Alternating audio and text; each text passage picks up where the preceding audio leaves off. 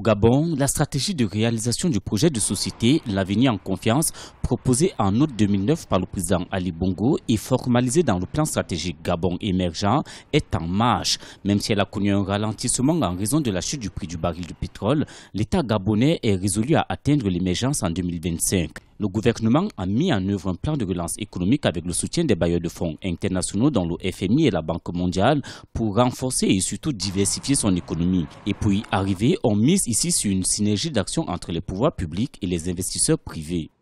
Une grande partie du plan stratégique Gabon émergent est orientée vers l'attractivité du pays et donc la capacité à attirer des investissements directs étrangers.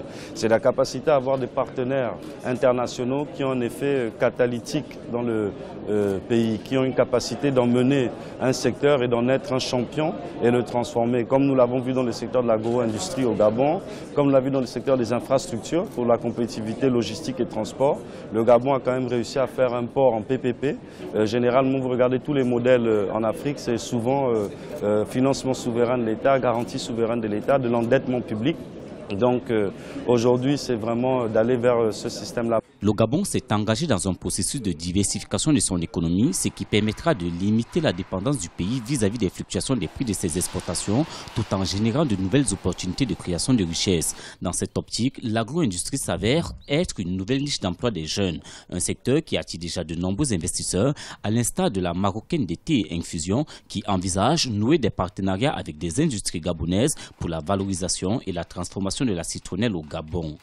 Aujourd'hui, le Gabon est extrêmement intéressant pour nous dans la mesure où en fait fait partie de la zone CEMAC et le Gabon en fait est une porte d'entrée pour en fait les marchés de la sous-région qui vont pouvoir aussi nous permettre de nous développer et de bénéficier effectivement de crédits d'impôt, de droits de douane à taux zéro puisqu'on reste dans la zone CEMAC. Effectivement, je pense que pour le Maroc, le Gabon est vraiment essentiel pour pouvoir être dans la zone CEMAC.